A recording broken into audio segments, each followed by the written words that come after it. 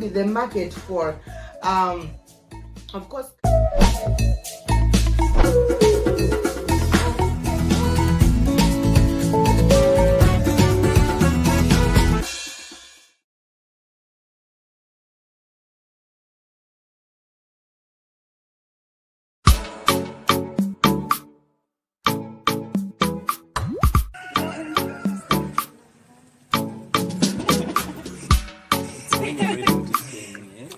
I'm ready.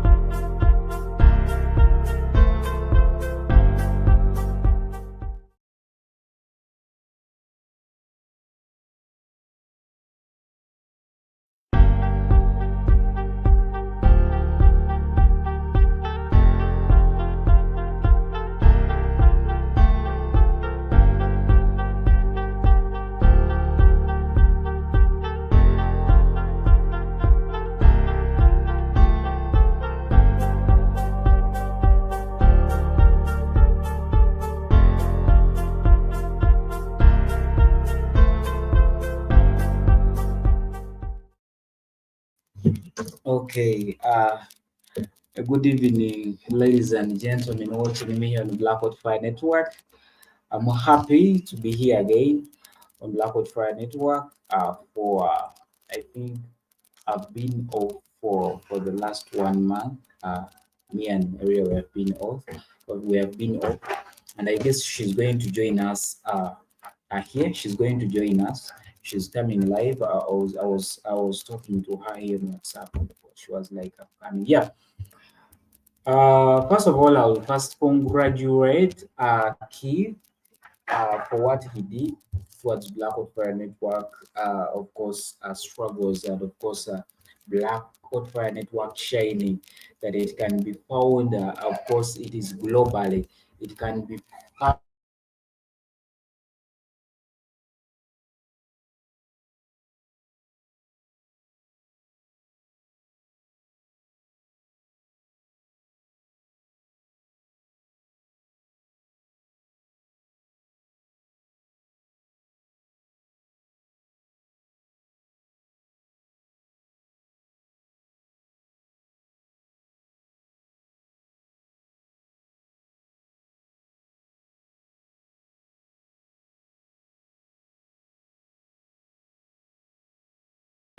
It's something that is, of course, that is making me happy that we can stream now on TV. By the way, we are on Blackout Fire Network on YouTube, on actually Rumble. I tried to connect, but I guess Keith will enlighten me more about it, because it was showing me that that there are very many, of course, show slots on the network. So that's why I was unable to link there. But I'm on BitCute. I think that is the right pronunciation of the word. I'm on BitCute Live. And of course, if you're watching me from there, thank you for watching. And for people that have not subscribed to this new channel or these new platforms, you're missing a lot from Blackout Fire Network. Please subscribe to Blackout Fire Network at BitCute. Subscribe now. My name is INNOSSETU. Yeah, I'm broadcasting live from Kampala, Uganda. And of course, I know you're going to enjoy this show. It has been a long time. Actually, it could be today. I could be telling you what I've been going through, whether I've not been making it here on Blackout Fire Network. It has been a lot that I've been going through, and actually, this season in Uganda, it is a season for It is a season for more for for grasshoppers in Uganda. Yeah, November and June. November and June, they are months for for grasshoppers in Uganda. So we are eating grasshoppers very well. We are eating them. It is today that I've not eaten some because I had no money. But of course, guys, I've been missing you so much. For those that always support us here on Black Fire Network, that always like our shows here on Black Fire Network, I've been missing you so much. But I'm here. I'm here, and Maria, she's going to join us soon. Our topic today is about the unspoken truth, or of course, the unspoken truth about the exploitation of male slaves by the white women. Yeah, yes, we have ever had shows like talking about slavery, talking about how people are picked from Africa and taken to Europe and of course in Americas. we we've had a lot of shows showing modern slavery that we're having today. So it was not only picking people, raiding villages, burning people's houses down to take the strong men. And actually, very many people think that it was only men that were taken in, for slavery. And that perspective, that kind of mindset, by the way, is in Africa. Very many Africans think that they took only men from Africa, the strong men. Actually, they took people they knew who were valuable to them.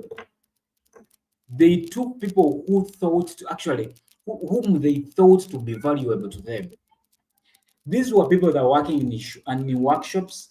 These were women, young women. Like when they talk about women, someone who is young, like young women, they were taking young women for slavery. So a lot was carried out on these ships. You know, they were transferred through actually on the Indian Ocean through those ships, those big ships. A lot was going on these ships. Very many people were thrown into water. Very many people actually died due to they were drowned into water. Very many people were sodomized. Very many young girls, there are a lot of unbecoming issues that were done to people that I can't even pass through my mouth here. A lot, and a lot of issues, that were done on people. So uh, today, this is the topic that, of course, that we chose to discuss here, because we have been seeing a lot of vices growing around Africa, and of course, and people be like, where do people learn these things? Where do people learn to sodomize other people? Where do why is it that we are seeing a lot of course they are categorizing very many black, of course, very many African Americans, and of course British Americans and French, British black, sorry, and the French black. Very many people worldwide, they categorize black people first of all to be brutal, to be drug users, to be rough, to be whatever. There are a lot of things they put on our heads, on the heads of the black people. But most of these things are actually, it is a system that was built long time from slave trade. So actually last time we had started something like, we talk about something, we back it with a proof, maybe of a video, maybe of something. But today allow me share this video here. You also testify how actually these, of course, atrocities that were done on young people, that were done on black people, on the so-called ships, how they were sodomized, how young girls were raped openly, how young or how white women got advantages, got advantage of the male slaves. These are not my words, but of course, you're going to be actually you're also going to testify this, of course, in this video that I'm going The horrific abuse of black to male share here. slaves. In January 1808, the flow of new Africans into the USA and the Caribbean as slaves would stop forever. At the same time, the United States and the Caribbean were undergoing a rapid expansion of cotton, sugar cane, and rice production. The invention of the cotton gin enabled the profitable cultivation of short staple cotton, which could be produced more widely than other types. This led to the economic preeminence of cotton throughout the Deep South. Slaves were treated as a commodity by owners and traders alike, and were regarded as the crucial labor for the production of lucrative cash crops that fed the triangular trade. With the end of the slave trade and the high mortality rates among slaves, due to the back-breaking labor they were usually put through, the supply of slaves was running short.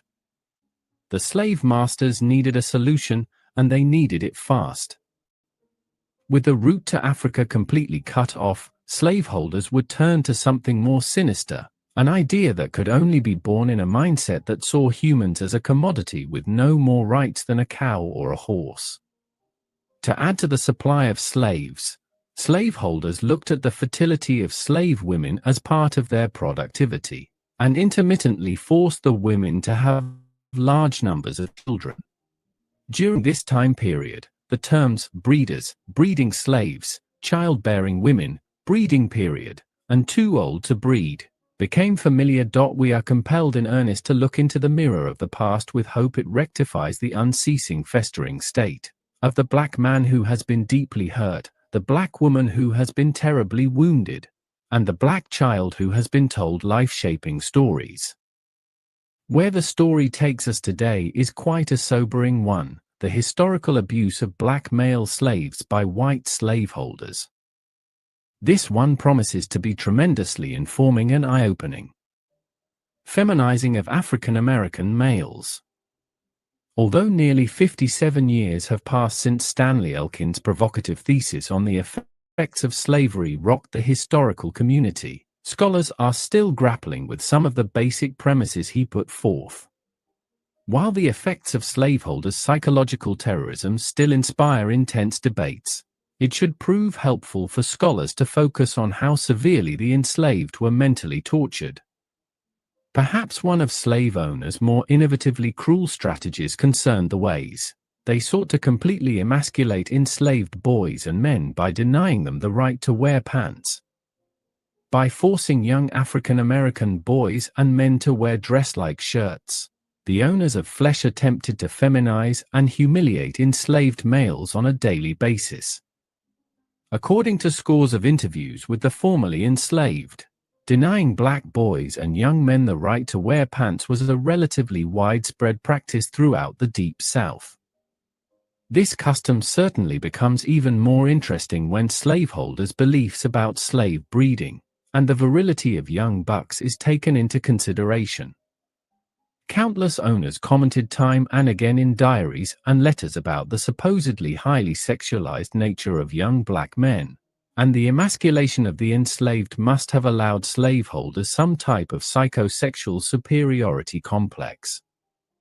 By feminizing African American males, slave owners likely reassured themselves that they were the most masculine men on the plantation, which could be demonstrated, of course, by the rape and sexual abuse of enslaved women and girls. Unsurprisingly, the practice of withholding pants seemed to occur commonly on large plantations where the concentrated number of slaves required constant surveillance and discipline. Richard Orford, enslaved as a young boy in Georgia, remembered, the children wore a one-piece garment not unlike a slightly lengthened dress. This was kept in place by a string tied around their waists. Another Georgian described it similarly, claiming, "the one little cotton shirt that was all children wore in summertime." Then, this isn't worth talking about. They called it a shirt, but it looked more like a long-tailed nightgown to me. Ed McCree concurred, "Summertime as children wore shirts what looked like nightgowns. You just pulled one of them and it slips over your head at night." Hello, and welcome to the WVBS Online Bible School. My name is Russell Hafner, and I am the director of the school. On some plantations, boys wearing shirt dresses were finally supplemented with pants during the coldest part of winter. Boys wore plain shirts in summer, Addie Vincent recalled, but in winter they had warmer shirts and quilted pants. Similarly, Jefferson Franklin Henry reported, in summer, boys wore just one piece and that looked like a long night shirt. Winter clothes was jeans pants and homespun shirts. One man raised on a Texas plantation said, "All enslaved children wore the straight-cut slip. They give the lilt gals the slip dress and lilt panties. In wintertime, they give the boys the little coat and pants and shoes, but no drawers or underwear." Yet not every enslaved male was lucky enough to receive pants when the weather turned cooler. Harrison Beckett pointed out the precariousness of the situation, "The way they dress us little boys, then they give us a shirt what come way down between the knees and ankles. When the weather was too cold, they sometimes gave us pants." Indeed, some of the enslaved were not even allowed pants during the freezing winters. Charlie Hudson explained that, in wintertime, they give children new cotton and wool mixed shirts that come down to their ankles. By the time hot weather came, the shirt was done wore thin and shrunk up, and besides that, we grew enough for them to be short on us, so we just wore them same shirts right on through the summer. Still, regardless of whether or not enslaved boys received winter pants, they realized that there was no gender difference in the clothes. As Will Sheets put it, gals and boys were dressed in the same way when they were little chaps. Male slave owners used sexual assault to dominate. Perhaps the most psychologically damaging aspect of denying boys and young men pants was the age at which they were finally granted the garment. During the mid-19th century, children matured very early, and boys were often drinking alcohol and becoming sexually active as young teenagers.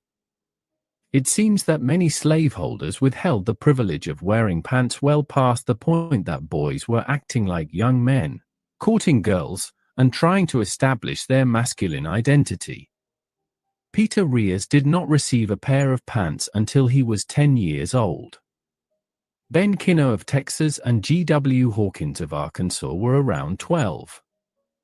Steerin are painfully remembered wearing his first pants when he was 14 years old, and they stung till I was miserable, he said. It was what we call dog hair cloth.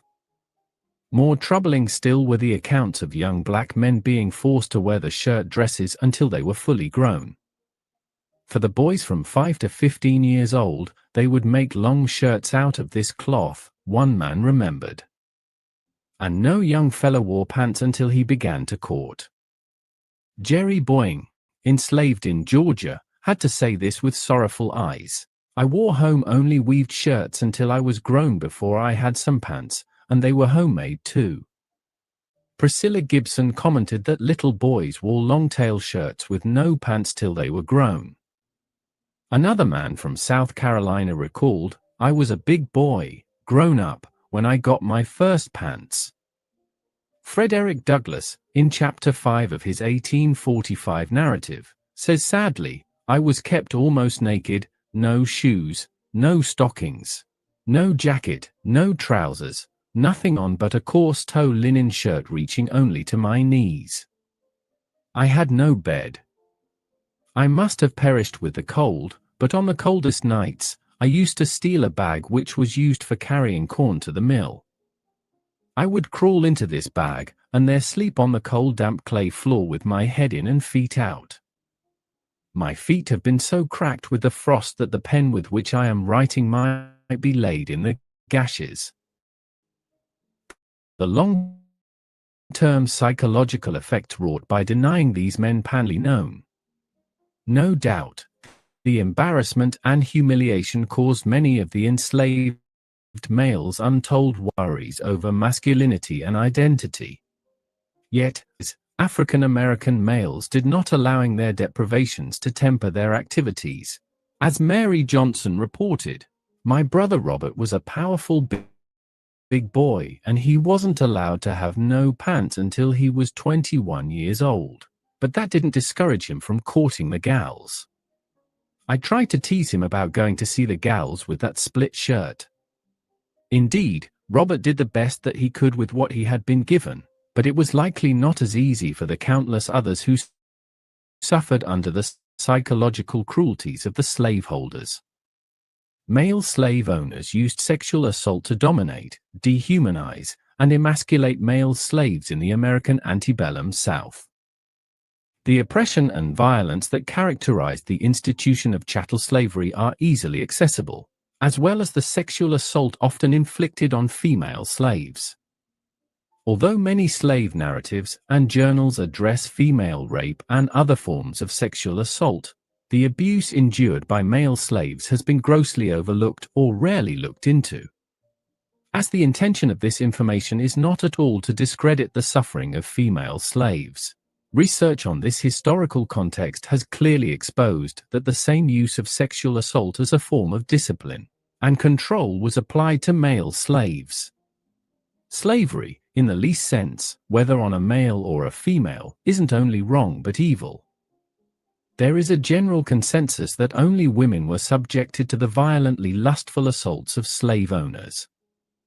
A closer analysis of the narratives of Olaudah Equiano, Harriet Jacobs, and Frederick Douglass revealed the underlying issue that male slaves were going through similar situations or even worse. All of this was an attempt to increase American wealth through the forced labor of an entire race. However, the stigmatism of homosexual behavior has kept many accounts of male-on-male sexual assault from being recorded. This exclusion of facts has many explanations, such as language, shame, and acceptance.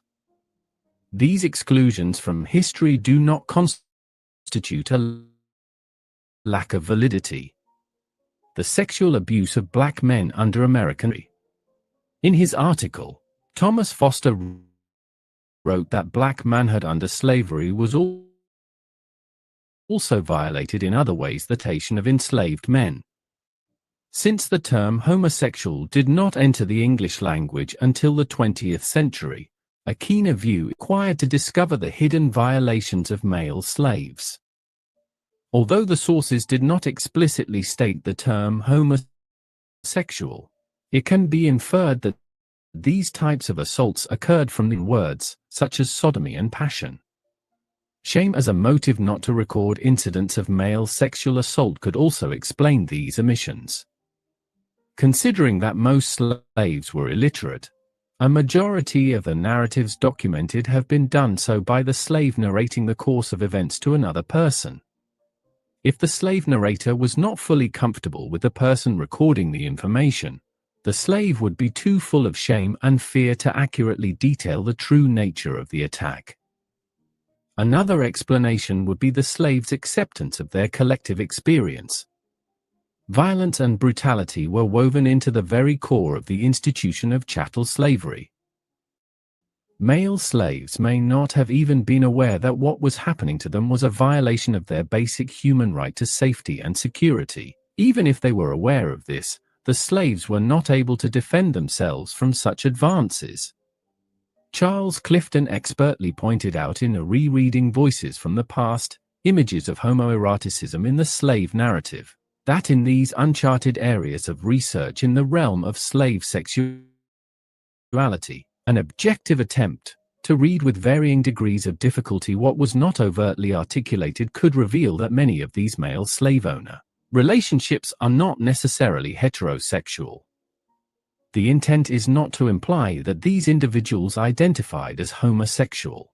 but to show that they were subjected to forced homosexual behavior. The sources provided examples of forcible sodomy that occurred during both the colonial and antebellum eras of slavery.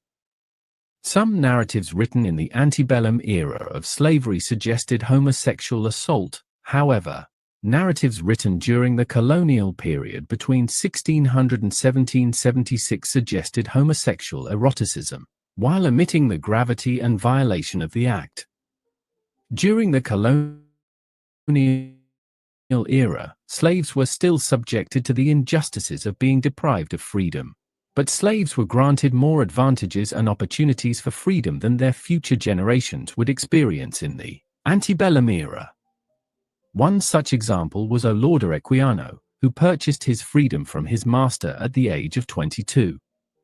Although he experienced a milder version of the institution of slavery than Frederick Douglass or Harriet Jacobs, Equiano was not exempt from the damnation of slavery. The interesting narrative of the life of Olaudah Equiano depicts the story of a young Equiano being kidnapped in Africa along with his sister. The siblings were eventually separated, and Equiano was sent on a slave ship to America in the winter of 1762. He was befriended by Daniel Queen, a man twice his age. Equiano discloses that on his passage from Africa, Queen messed with me on board this ship, and later became very much attached to him. Queen tells Equiano that they never should part.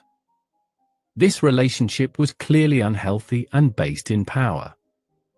Equiano states that he did not understand the nature of their relationship. Ignoring the fact that Equiano spoke fondly of Queen, the relationship was a violation of Equiano's innocence. Considering that Equiano was only 17 at the time this relationship developed, it can be implied that Queen was taking advantage of Equiano's situation. Since, by this time, Equiano had been enslaved for more than half his life and was willing to accept any semblance of kindness from a white person. Another example of male slave child assault in the colonial era was found in the journals of Thomas Thistlewood. He migrated from England to Jamaica in 1750. After a decade, he became an independent land and slave owner. Throughout his time in Jamaica, Thistlewood logged 14,000 pages of journal entries. Several of these entries chronicle the sexual assault of several women. Forcible sodomy was common. Widely overlooked was the June 11, 1758, entry reporting Mr. Watt committing sodomy with his Negro waiting boy. Although other descriptions and dialogue are recorded, this entry suggested that the occurrence of sodomy within the slave-owner relationship was common. The undertones of forcible sodomy by male slave owners suggested an exercise of power and dominance within the institution of slavery. The story of a slave named Luke was an example of this brutal dominance. In Harriet Jacobs' narrative, Incidents in the Life of a Slave Girl, she retells this young man's story. He was owned by a wealthy man who died. Luke was not allowed their deprivations to temper their activities. As Mary Johnson reported, "My brother Robert was a powerful big boy, and he wasn't allowed to have no pant until he was 21 years old. But that didn't discourage him from courting the gals. I tried to tease him about going to see the gals with that split shirt." Indeed, Robert did the best that he could with what he had been given, but it was likely not as easy for the countless others who suffered under the psychological cruelties of the slaveholders.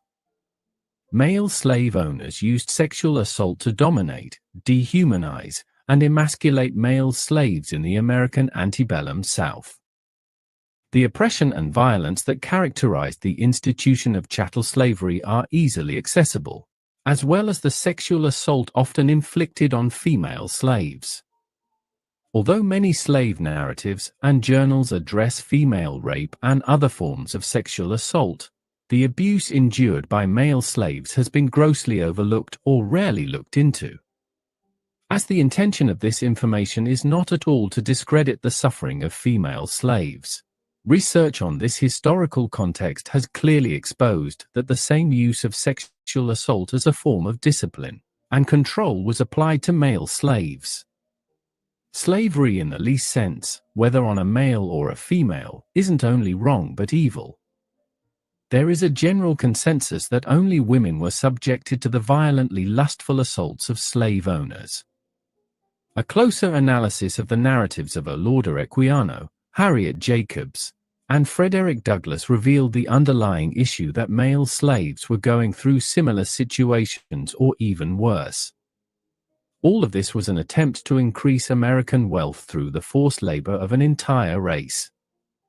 However, the stigma of homosexual behavior has kept many accounts of male-on-male sexual assault from being recorded. This exclusion of facts has many explanations, such as language, shame, and acceptance. These exclusions from history do not constitute a lack of validity. In his article, The Sexual Abuse of Black Men Under American Slavery, Thomas Foster wrote that black manhood under slavery was also violated in other ways that are less easily spoken of than it is now, namely the sexual exploitation of enslaved men. Since the term homosexual did not enter the English language until the 20th century, a keener view is required to discover the hidden violations of male slaves. Although the sources did not explicitly state the term homosexual, it can be inferred that these types of assaults occurred from the author's use of certain words such as sodomy and passion. Shame as a motive not to record incidents of male sexual assault could also explain these omissions. Considering that most slaves were illiterate, a majority of the narratives documented have been done so by the slave narrating the course of events to another person. If the slave narrator was not fully comfortable with the person recording the information, the slave would be too full of shame and fear to accurately detail the true nature of the attack. Another explanation would be the slave's acceptance of their collective experience. Violence and brutality were woven into the very core of the institution of chattel slavery. Male slaves may not have even been aware that what was happening to them was a violation of their basic human right to safety and security. Even if they were aware of this, the slaves were not able to defend themselves from such advances. Charles Clifton expertly pointed out in a Rereading Voices from the Past, Images of Homoeroticism in the Slave Narrative, that in these uncharted areas of research in the realm of slave sexuality, an objective attempt to read with varying degrees of difficulty what was not overtly articulated could reveal that many of these male slave owner relationships are not necessarily heterosexual. The intent is not to imply that these individuals identified as homosexual, but to show that they were subjected to forced homosexual behavior. The sources provided examples of forcible sodomy that occurred during both the colonial and antebellum eras of slavery. Some narratives written in the antebellum era of slavery suggested homosexual assault. However, narratives written during the colonial period between 1600 and 1776 suggested homosexual eroticism, while omitting the gravity and violation of the act. During the colonial era, slaves were still subjected to the injustices of being deprived of freedom. But slaves were granted more advantages and opportunities for freedom than their future generations would experience in the antebellum era. One such example was Olaudah Equiano, who purchased his freedom from his master at the age of 22.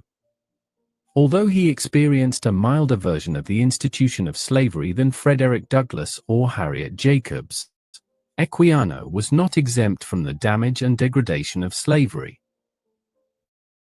The interesting narrative of the life of Olaudah Equiano depicts the story of a young Equiano being kidnapped in Africa along with his sister. The siblings were eventually separated, and Equiano was sent on a slave ship to America in the winter of 1762. He was befriended by Daniel Queen, a man twice his age. Equiano discloses that on his passage from Africa, Queen messed with him on board this ship and later became very much attached. Equiano states that he did not understand the nature of their relationship. Ignoring the fact that Equiano spoke fondly of Queen, the relationship was a violation of Equiano's innocence. Considering that Equiano was only 17 at the time this relationship developed, it can be implied that Queen was taking advantage of Equiano's situation since, by this time, Equiano had been enslaved for more than half his life and was willing to accept any semblance of kindness from a white person. Another example of male slave child assault in the colonial era was found in the journals of Thomas Thistlewood. He migrated from England to Jamaica in 1750. After a decade, he became an independent land and slave owner. Throughout his time in Jamaica, Thistlewood logged 14,000 pages of journal entries. Several of these entries chronicle the sexual assault of several women. Sexual assault among male owners and their slaves have a stronger social implication. The above sources are non-fiction, but some modern fiction authors have also shown a preoccupation with black male rape. According to Vincent Woodard, in Toni Morrison's Beloved, a male rape scenario is depicted with brutal accuracy. This story of an African-American family in the 1860s was written to expose the savagery of slavery. The scene opened with black men being awakened at dawn by the sound of buckshot and then led out of their cages, and made to kneel before white chain gang leaders. The chain gang members are asked if they want some breakfast. The breakfast offered is forced oral sex. The scene ends with occasionally a kneeling man catching a gunshot in his head as the price may be of taking a bit of foreskin with him to Jesus. Morrison only skims the surface of what had been obliterated from historical documentation. However, as Woodard wrote, Morrison's inclusion of the scene in her novel indicates the importance of beginning, as KBY suggests, to unearth a deeper, more particularized understanding of black male sexualization, sexual violation, and interior response to sexual brutality. These examples of sexual assault among male owners and their slaves have a stronger social implication. Consider the discrimination and racism that permeates modern society due to the dehumanization and perception of an entire race as animals. Now, combine the slave owners' use of sexual assault, and there's no wonder that there is a fear of homosexuals in the male African American community.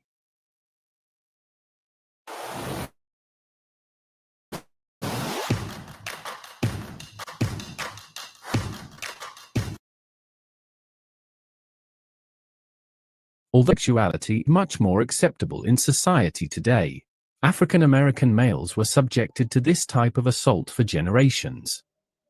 They were made to feel inferior, emasculated, and inhuman, like the idea of colorblind racism. How can society expect these unforgiven deeds to simply be forgiven in a few decades? The forcible sodomy experienced by male slaves is a possible explanation for present-day homonegativity within the African American community. When constantly forced to defend and protect their manhood against the ever-present power of their master, any hint of weakness or femininity, which society deems as homosexual traits, could be fatal. The only way to break this cycle and foster a change within the black male community is to bring these injustices and violations of the black male to light. Shame cannot survive in the light. Much more research and analysis must be done to tell the widely ignored story of the black men who suffered at the hand of their white brothers, and more so, sisters.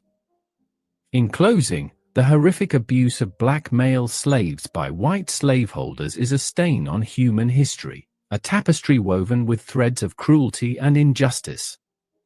But even amidst the darkness, we must weave threads of resilience and hope. As we close this chapter, let us not dwell solely on the wounds inflicted. Let us remember the strength that endured, the spirits that refused to be broken.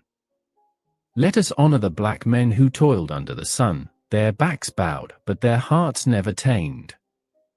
They sang songs of freedom even as they were chained, their voices echoing through the fields, a testament to the unquenchable human spirit. Let us remember their families torn apart, like branches ripped from a tree, yet they clung to each other, their love a shield against the storm. Horrific life of Pater Secker. Pater Secker was specifically selected to engage in relations with female slaves, aiming to generate a strong labor force with favorable genetic traits. Pater Secker's life was controlled by his owner's desires. He was meticulously checked for diseases, well fed, and like a livestock, he was put to work as a breeder. The exact number of women he slept with or the frequency of these encounters remains unknown. However, it is estimated that Pater Secker fathered over 200 children who inherited their father's enslaved status. Consequently, they too experienced lives of servitude, with some being sold for profit and others compelled to toil on their owners' plantations. In addition to his breeding duties, Pater Secker also attended to the horses, and was entrusted with the responsibility of transporting correspondence between the farm and the city. Despite being tough and rigid, he was given the nickname Pater Secker, which means dry paw. African slavery stands as a grim testament to one of the most brutal and dehumanizing practices in human history. Spanning several centuries, the transatlantic slave trade brought immeasurable suffering to millions of African men, women, and children who were forcibly uprooted from their homeland, enduring unimaginable hardships and exploitation. The roots of African slavery can be traced back to the 15th century when European powers, seeking to expand their empires, embarked on exploratory voyages along the African coast. These ventures soon transformed into a ruthless trade as European slavers established contact with African kingdoms. These slavers capitalized on existing conflicts and power dynamics within Africa, often employing local intermediaries to capture and sell individuals from rival tribes and communities. The captured Africans were herded onto overcrowded and squalid slave ships, enduring the horrific Middle Passage across the Atlantic. Shackled together in tight, unsanitary conditions, they faced disease, starvation, and brutal treatment at the hands of the crew. The Middle Passage claimed the lives of countless individuals, their bodies thrown overboard as mere cargo. Survivors who reached the Americas were then sold at auctions to plantation owners, mine operators, and households. African slaves became the backbone of the plantation economies that emerged in the Americas, cultivating crops like sugar, tobacco, cotton, and coffee. Forced into grueling labor, they toiled under the sweltering sun, subjected to brutal punishments and harsh conditions. Families were torn apart as children were separated from parents, husbands from wives, breeding a legacy of intergenerational trauma. Pater Secker was treated cruelly by the people who captured him, who also made him do tough work and undergo terrible punishment. Despite this, he determined to run away and free himself. For many other enslaved people throughout this trying period in history, Pater Secker's persistent fortitude and strength served as a symbol of faith and resistance. With the advent of slave breeding, slaveholders wanted the best hands on the fields. So as they bred men with women, they engaged in a form of natural selection, choosing only the best men to plant their seeds. The selection process varied among different slave owners, but generally, they would assess certain physical characteristics and abilities. Enslaved men who were considered strong, physically fit, and healthy were often preferred for breeding. This was because slave owners believed that these qualities would be passed on to future generations, resulting in offspring who could endure hard labor and be profitable assets. Physical features such as height, muscular build, and endurance were highly valued. These traits were thought to enhance an individual's ability to work in the fields, perform heavy tasks, and withstand the harsh conditions of plantation life. Enslaved men who displayed these characteristics were often chosen as breeding partners. Additionally, some slave owners prioritized specific physical attributes that they believed would increase the market value of enslaved individuals. For example, men with fairer skin tones or specific facial features were sometimes preferred, as they were seen as more desirable by potential buyers. This preference reflected the deeply entrenched racist beliefs of the time. It was during this time that the legend of Parasica would unfold. Parasica, whose real name was Roque Jose Florencio, was an enslaved African who endured a life marked by oppression and dehumanization in Brazil. His tragic existence revolved around his role as a breeder, where he was bought specifically to produce offspring for his owner's benefit. His nickname, Patasica, which translates to dry paw in English, originated from a tradition among enslaved individuals on the farm where he lived.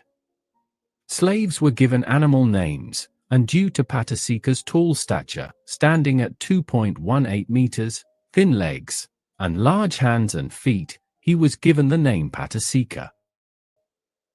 Seca's roles were to generate a strong labor force with favorable traits. Born in Sorocaba, São Paulo, Seca would be enslaved and become the property of a farmer from São Carlos, São Paulo. However, Seca didn't actually live the life of a slave. He had a good relationship with his owner, Francisco Dartsuan Habueno, who entrusted him with responsibilities such as delivering mail and caring for the farm's animals, which required him to travel daily on horseback between the rural village and the city of São Carlos.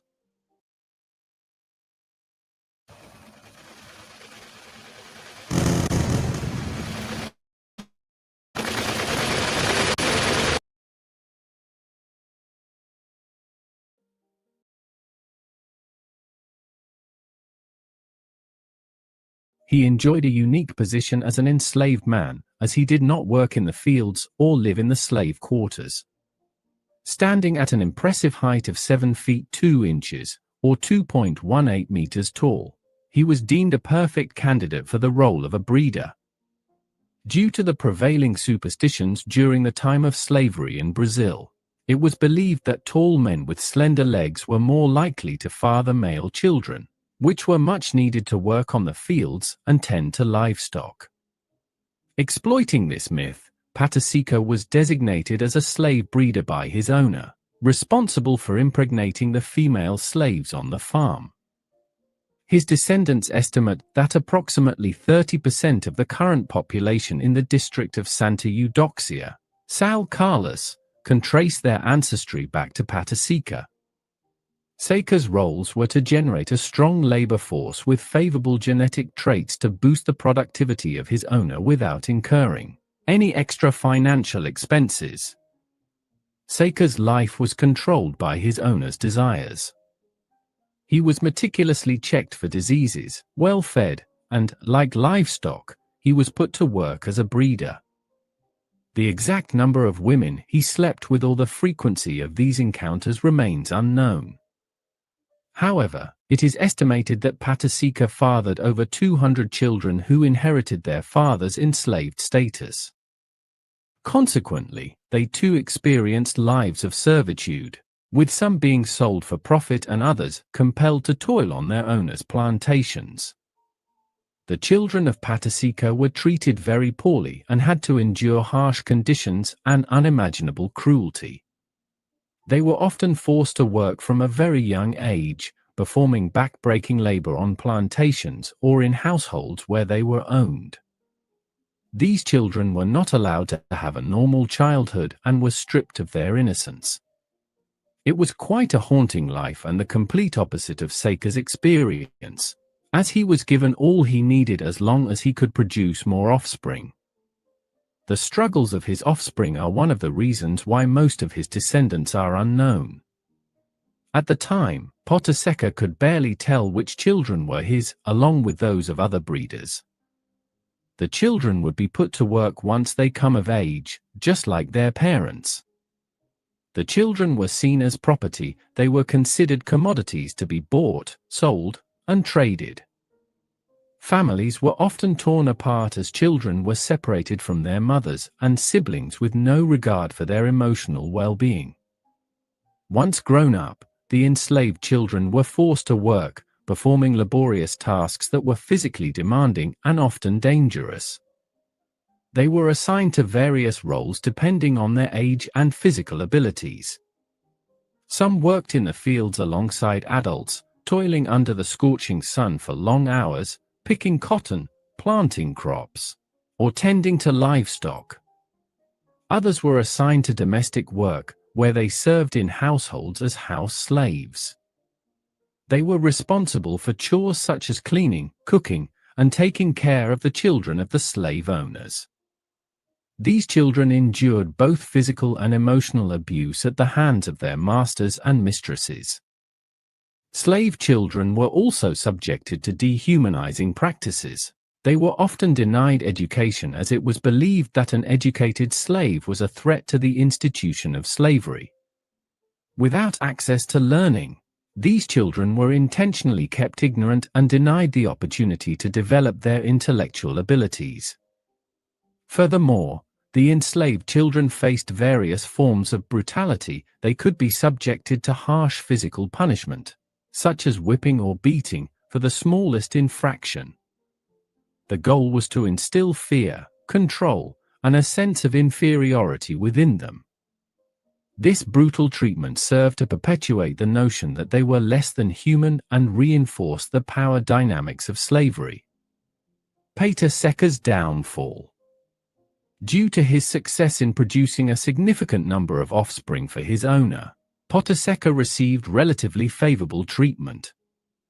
He was granted special privileges, and even received a plot of land from his master when slavery was abolished in Brazil in 1888.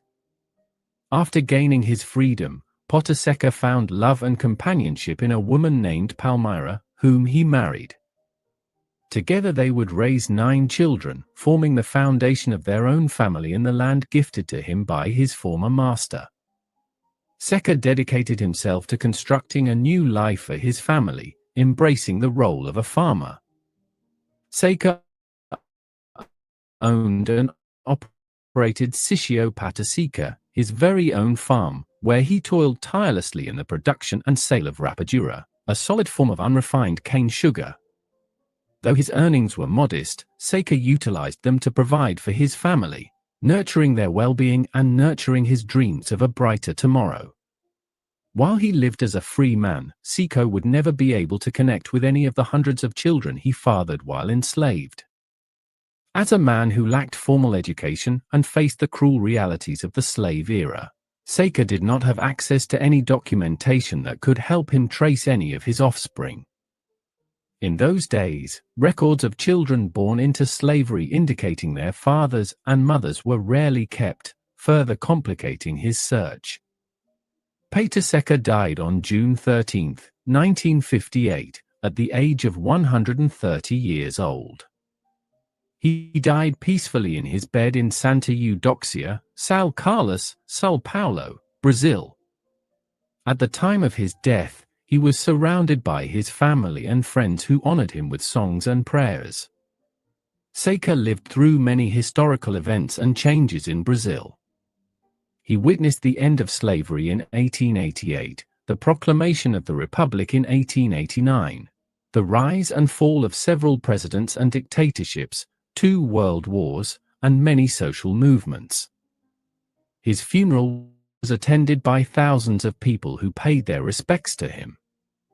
His body was buried in a cemetery in Santa Eudoxia, where a monument was erected in his honor.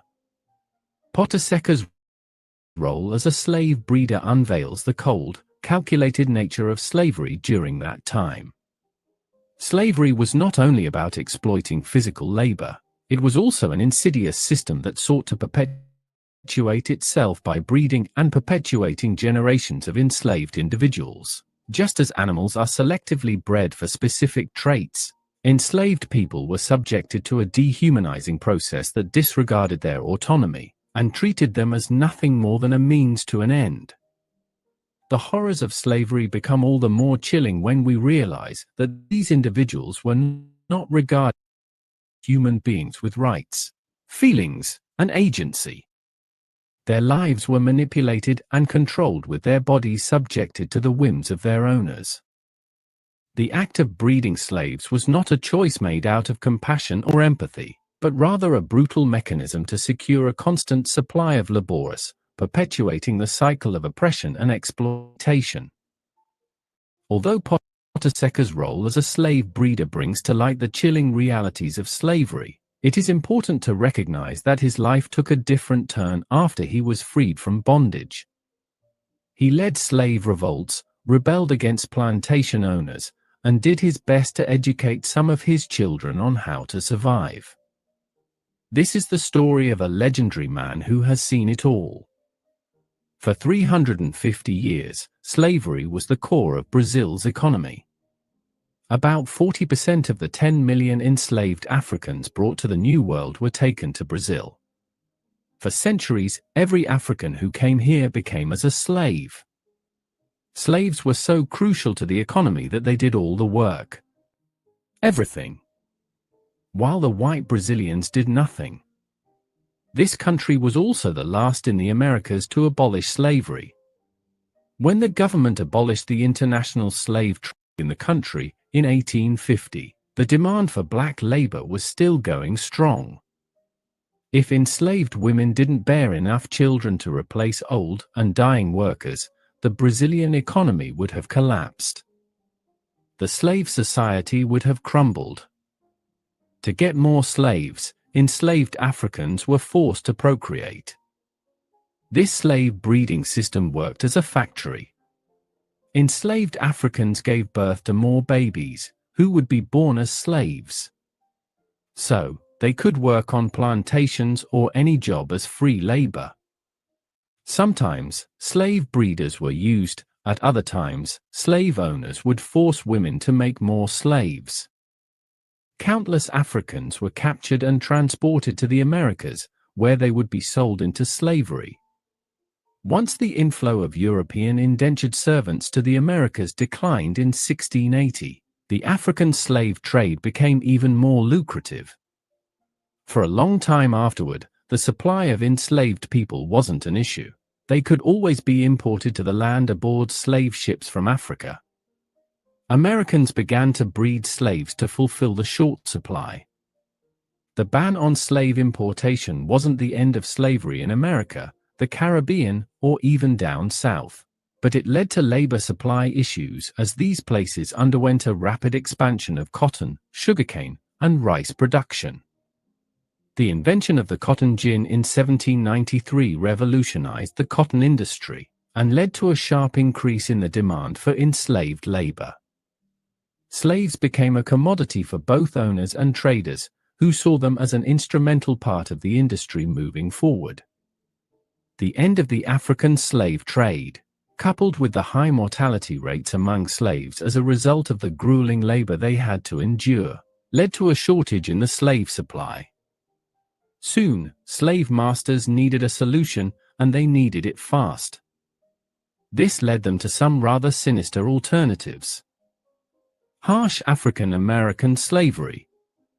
Throughout history, enslaved Africans demonstrated immense resilience and resistance.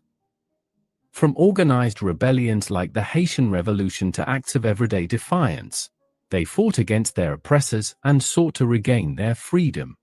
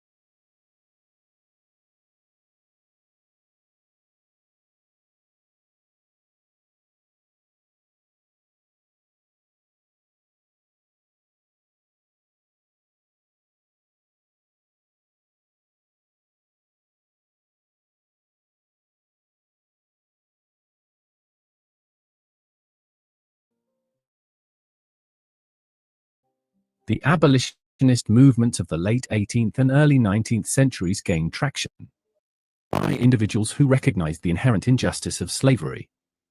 The British Empire, influenced by the tireless efforts of abolitionists, abolished the slave trade in 1807 and slavery itself in 1833. Other nations followed suit, albeit at different times. The impact of African slavery reverberates through time, leaving a lasting imprint on societies. Economically, it played a pivotal role in the development of colonial powers, as the exploitation of slave labor fueled the accumulation of wealth. Socially, it engendered a deeply entrenched racial hierarchy that continues to shape attitudes and inequalities today. The psychological scars inflicted upon generations of enslaved Africans have permeated through the ages, manifesting as systemic racism, discrimination, and disparity in wealth and opportunity. The legacy of African slavery prompts difficult conversations about reckoning with the past and working towards reconciliation. Debates around reparations for the descendants of those who suffered under slavery persist, highlighting the need to address historical injustices. Movements advocating for social justice and equality seek to dismantle systemic racism, promote inclusivity, and challenge the lingering effects of slavery. African slavery represents a tragic chapter in human history, where millions of lives were torn apart, cultures shattered, and societies scarred. It serves as a stark reminder of the depths of human cruelty and the enduring struggle for freedom and dignity. Acknowledging this history, understanding its consequences, and working towards a more just and equitable future are crucial steps in the pursuit of a world where the horrors of African slavery are forever banished. Most of his offspring were born to enslaved women assigned to him by their owners, while others were the product of love affairs or encounters with free women who sought his services.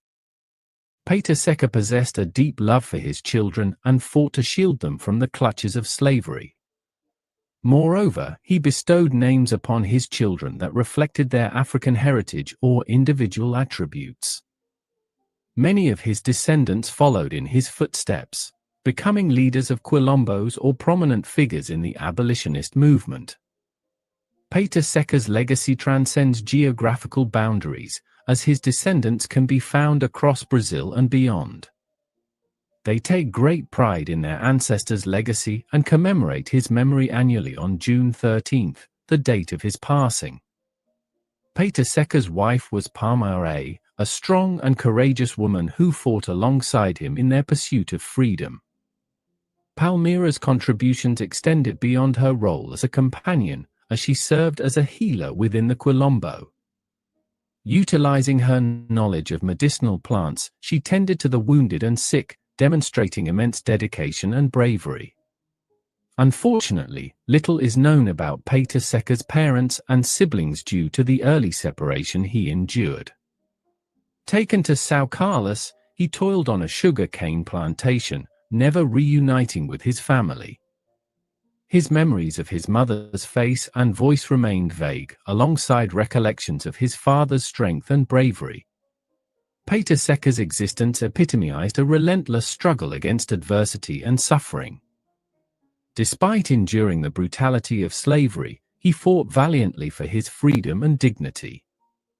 Witnessing the horrors of the slave trade firsthand, Pater Secker selflessly aided many other enslaved individuals in their escape and survival. Exploited by his masters, he emerged as a revered leader and a legendary figure within his community. While a victim of the oppressive system, Pater Secker stood as a hero for his people. Pater Secker represents more than a mere name or nickname. It symbolizes a man who defied the odds, leading an extraordinary life despite enslavement and oppression. Moreover, Pater Secker embodies the collective spirit of a resilient people who resisted slavery and fought for freedom and dignity. Passed down through generations, Pater Secker's story continues to inspire writers, artists, musicians, and activists alike. each interpreting his legacy in their unique way. His significance also lies in the enduring legacy he left behind. Through hundreds of descendants, his bloodline and spirit endure, carrying forth a message of hope and justice that resonates even today. Africans were seized in raids. Slavery was part of African society long before the arrival of European slave traders, but the type of slavery practiced in the African tradition was very different. Captives were traded within the continent as a sign of wealth. They could be debtors, prisoners of war, or political prisoners, but slaves were not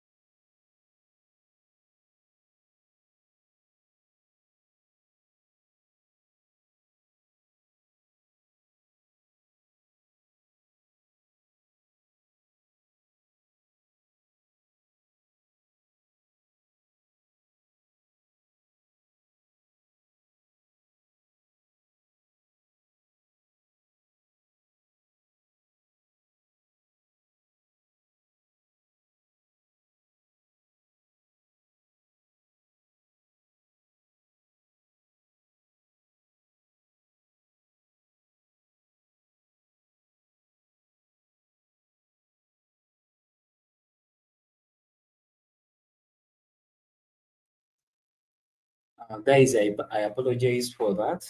I'm really, really, really sorry.